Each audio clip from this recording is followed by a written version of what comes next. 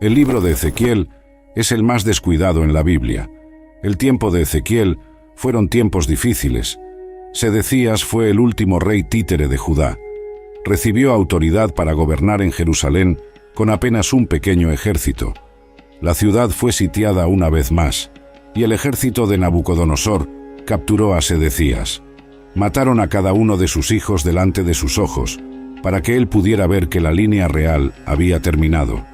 Entonces le arrancaron los ojos, para que la última cosa que viera fueran sus hijos siendo asesinados. Luego, Nabucodonosor ordenó la destrucción total de Jerusalén. Ezequiel fue llamado a predicar en esa época, a pesar del hecho de estar a miles de kilómetros de distancia de Jerusalén, en la tierra de Babilonia. La música espiritual tradicional, Them Dry Bones, tiene una melodía pegajosa, pero en realidad es sobre un renacimiento en el cementerio. Está basada en la visión de Ezequiel del Valle de los Huesos Secos dada por el Señor. Dios deseaba proporcionar esperanza, desesperadamente necesaria a su pueblo, elegido por causa de su maldad. El Señor permitió que Nabucodonosor entrara y conquistara su tierra. El pueblo se convirtió en cautivo en la exótica y distante tierra de Babilonia. Estaban desanimados. La visión del Valle de los Huesos Secos es principalmente sobre los hijos de Israel, pero también tiene implicaciones prácticas para nuestras propias vidas. Ezequiel, capítulo 37, versículos 1 y 2. La mano del Señor vino sobre mí, y me llevó en el espíritu del Señor, y me colocó en medio del valle, y estaba lleno de huesos. Entonces Él me hizo pasar por todos ellos alrededor, y he aquí que había muchos en el valle abierto, y en verdad estaban muy secos. El Señor apareció a Ezequiel en forma de un valle lleno de huesos secos. Dios no cambia la ubicación de Ezequiel, pero le da una vívida sensación interna de que fue llevado a un valle lleno de huesos. La sequedad de ellos indica que estaban allí por un largo período de tiempo. Los huesos también sugerían que el valle ya fue habitado, pero no estaba más allí. El Señor quería que la mente y el espíritu de Ezequiel fueran profundamente afectados por la aparente falta de esperanza de la situación. Si no tenemos cuidado, nuestros hogares pueden descomponerse en un montón de huesos secos. Cuanto más ignoramos las reglas familiares de la palabra de Dios, más probable es que se conviertan en un esqueleto. Hasta algunos cristianos que ya anduvieron con el Señor se han convertido en un montón de huesos. Viven de lo que eran, en vez de lo que deberían haber sido. Efesios, capítulo 6, versículos 1 a 4. Hijos, obedezcan a sus padres en el Señor, pues esto es justo. Honra a tu padre y madre, que es el primer mandamiento con promesa, para que todo te vaya bien y vivas mucho tiempo en la tierra. Y ustedes, padres, no provoquen a sus hijos a la ira, pero críenlos en la instrucción y admonición del Señor. Ezequiel, capítulo 37, versículo 3. Y él me dijo: Hijo del hombre, ¿pueden vivir estos huesos? Y yo respondí: Oh Señor Dios, tú lo sabes. Ezequiel respondió a la pregunta de Dios sobre si los huesos eran capaces de sostener vida, afirmando que solo el Señor sabía con certeza. Según Ezequiel, el escenario era imposible. Cuando contemplamos el significado del día, también podemos pensar sobre los tiempos que vendrán. Si deseamos ver un avivamiento, corresponderá al Señor traerlo, así como lo hizo en el tiempo de Ezequiel. Pero Dios es capaz de realizar lo que sea que se proponga. Él es el Dios de lo impensable. Lucas, capítulo 18, versículo 27. Pero él dijo: Las cosas que son imposibles para los hombres son posibles para Dios. Ezequiel, capítulo 37, versículos 4 a 8. Entonces él me dijo: Profetiza a estos huesos y diles: Oh huesos secos, escuchen la palabra del Señor. Así dice el Señor Dios a estos huesos: Ciertamente haré entrar el aliento en ustedes, y vivirán. Pondré tendones en ustedes, traeré carne sobre ustedes, los cubriré de piel, y pondré aliento en ustedes, y vivirán. Entonces sabrán que yo soy el Señor. Entonces profeticé como fui ordenado, y mientras yo profetizaba, hubo un ruido, y de repente un crujido, y los huesos se unieron, hueso con hueso. De hecho, mientras yo miraba, Los tendones y la carne vinieron sobre ellos, y la piel los cubrió, pero todavía no había aliento en ellos. Ezequiel fue posteriormente instruido por el Señor a predicar a los huesos que ya habían muerto. Dios estaba mostrando a Ezequiel una verdad crucial que todos necesitamos comprender. La proclamación de la palabra de Dios lleva consigo poder. Hay vida que se encuentra en la Biblia. Ella ofrece vida y fe a aquellos que la reciben. Ezequiel estuvo presente para un evento milagroso. Los huesos comenzaron a fusionarse unos con otros, hueso con hueso. Conforme él observaba, músculos y carne comenzaron a crecer sobre los esqueletos, y pronto sus cuerpos estaban cubiertos de piel. Sin embargo, no eran más que un montón de cuerpos muertos moviéndose de manera ordenada. Hebreos capítulo 4, versículo 12. Porque la palabra de Dios es viva y poderosa, y más afilada que cualquier espada de dos filos, penetrando hasta la división de alma y espíritu, y de juntas y médula, y es discernidora de los pensamientos e intenciones del corazón. Romanos capítulo 10, versículo 17. Entonces la fe viene por oír, y el oír por la palabra de Dios. Ezequiel capítulo 37, versículo 9. También él me dijo, profetiza al aliento, profetiza, hijo del hombre, y di al aliento, así dice el Señor Dios, vengan de los cuatro vientos, oh aliento, y soplen sobre estos muertos para que vivan. Algunas personas creen que el trabajo de Dios se realiza a través de la organización, lo cual no debe subestimarse, pues incluso nuestros propios cuerpos están organizados. Una iglesia puede tener sus asuntos en orden, pero si no tiene aliento en ella, la iglesia no es más que un cuerpo sin vida. Ezequiel fue instruido por Dios a predicar al aliento. La palabra vientos deriva de la palabra hebrea ruach, que puede significar viento, aliento o espíritu. Ezequiel estaba descubriendo que todo lo que las personas logran es en vano, a menos que el Espíritu Santo esté presente. La presencia del divino aliento de vida en nuestra existencia es necesaria de la misma manera que lo fue para Adán. Una persona nace del Espíritu cuando ella nace de nuevo. Dios debe infundir vida espiritual en nuestros propios corazones. Ezequiel presenció un tremendo despliegue de vitalidad a medida que el ejército se levantaba.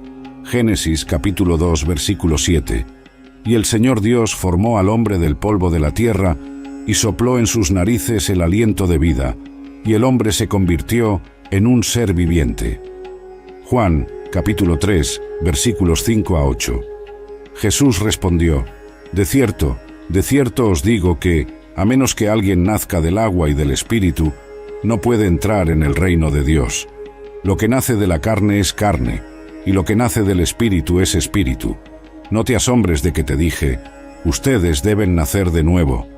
El viento sopla donde quiere, y oyes su sonido, pero no puedes decir de dónde viene ni a dónde va. Así es todo aquel que nace del Espíritu. Ezequiel, capítulo 37, versículo 10. Entonces profeticé conforme él me ordenó, y el aliento entró en ellos, y vivieron, y se pusieron en pie, un ejército grandemente numeroso. Ezequiel, capítulo 37, versículos 11 a 13. Entonces él me dijo, Hijo del hombre, estos huesos son toda la casa de Israel.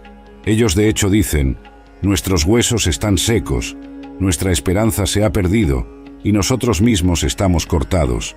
Por lo tanto, profetiza y diles, así dice el Señor Dios, he aquí, oh mi pueblo, abriré vuestros sepulcros, y os haré subir de vuestros sepulcros, y os traeré a la tierra de Israel. Entonces sabrán que yo soy el Señor, cuando abra vuestros sepulcros, oh mi pueblo, y os haga subir de vuestros sepulcros. La visión fue aclarada, y Dios iluminó su significado edificante.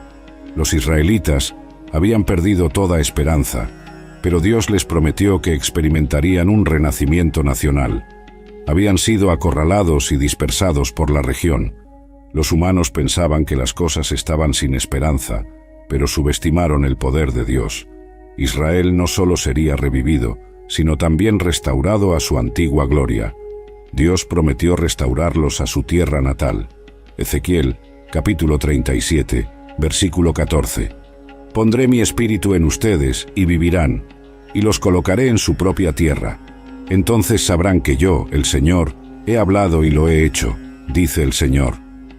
Dios finalizó la visión para él, ya que Ezequiel no respondió, y luego le dijo lo que significaba, cómo iba a resucitar los huesos desarticulados de Israel que habían perdido toda vitalidad. Palabra y espíritu serían los medios por los cuales él lograría este objetivo. Se reveló a Ezequiel que debía profetizar sobre esos huesos, y fue instruido a decirles: «Huesos secos, escuchen la palabra del Señor». Entonces, mientras Ezequiel obedecía, Dios permitió que los huesos comenzaran a juntarse de nuevo, mientras tendones, carne y piel les daban de nuevo su forma original. Pero la palabra tenía que ser seguida por la concesión del Espíritu, para que esos cuerpos recibieran el aliento y volvieran a la vida, lo cual es un ejemplo clásico de avivamiento. La revitalización espiritual de la Iglesia de Dios en los tiempos modernos es traída a través de la palabra en el Espíritu. Cuando cualquiera de estos elementos falta, el pueblo de Dios es incapaz de tener una experiencia significativa de la presencia de Dios entre ellos. 2 Corintios, capítulo 3, versículos 17 y 18. Ahora bien, el Señor es el Espíritu, y donde está el Espíritu del Señor, allí hay libertad. Pero todos nosotros, con rostro descubierto, reflejando como un espejo la gloria del Señor, somos transformados en la misma imagen, de gloria en gloria, como por el Espíritu del Señor. De acuerdo con la palabra de Dios, nuestras transgresiones y pecados anteriormente nos hicieron tan sin vida como un montón de huesos secos. Por otro lado, Dios nos transmitió un mensaje de esperanza. Cuando reconocemos a Jesucristo como nuestro Señor y Salvador, Él nos vivificó o trajo de vuelta a la vida. Ha llegado el momento de compartir esta palabra de esperanza con aquellos que, por causa de sus pecados y transgresiones, todavía están espiritualmente muertos. Si difundimos la palabra y tenemos en mente que dependemos del Espíritu Santo para fuerza y orientación, podríamos observar un avivamiento en un sepulcro. Efesios capítulo 2 versículo 1. Por gracia, mediante la fe, y os vivificó, estando vosotros muertos en ofensas y pecados. Romanos capítulo 5 versículo 8. Pero Dios demuestra su propio amor hacia nosotros, en que Cristo murió por nosotros, siendo nosotros aún pecadores. Este pasaje enfatiza la transformadora gracia y misericordia de Dios. Aun cuando estábamos muertos en nuestros pecados, Cristo murió por nosotros, ofreciéndonos una nueva vida. Esta nueva vida no viene de nosotros mismos, sino que es un don de la gracia de Dios. Es una transformación completa, de la muerte a la vida, del pecado a la justicia, de la desesperación a la esperanza. El mensaje esencial de estos versículos es que la fe en Cristo no es solo una creencia intelectual, sino una transformación vivificante que nos lleva del estado de muerte espiritual a una nueva vida en Cristo. Esta nueva vida se caracteriza por el amor, la gracia y la verdad que emanan de la fe en Jesús. A través de esa fe, somos llamados a vivir de acuerdo con los principios y valores del reino de Dios, reflejando su luz y su verdad en un mundo a menudo marcado por la oscuridad y la desesperanza. Por lo tanto, así como los huesos secos en la visión de Ezequiel recibieron vida a través de la palabra de Dios y del aliento del Espíritu, también nosotros somos llamados a una nueva vida a través de la palabra de Cristo y del Espíritu Santo. Esta nueva vida no es solo una promesa para el futuro, sino una realidad presente que experimentamos cada día en nuestra caminata con Dios. Nos capacita para enfrentar los desafíos de la vida con fe, esperanza y amor, sabiendo que, en Cristo, somos más que vencedores. La visión de Ezequiel de los huesos secos habla profundamente sobre restauración y renovación. Así como Dios prometió traer vida a los huesos secos y restaurar a Israel, Él también promete renovar nuestras vidas espiritualmente. Esta promesa de restauración no se limita solo al pueblo de Israel, sino que se extiende a todos los que buscan a Dios. Jeremías capítulo 31, versículos 3 y 4 dice: «De lejos el Señor me apareció diciendo, con amor eterno te he amado, por eso con benignidad te he atraído. aún te edificaré, y serás edificada, oh Virgen de Israel. Aún serás adornada con tus tamborines, y saldrás en la danza de los que se alegran. Este versículo refleja la continua fidelidad y amor de Dios, y su promesa de restauración no solo física, sino también espiritual y emocional.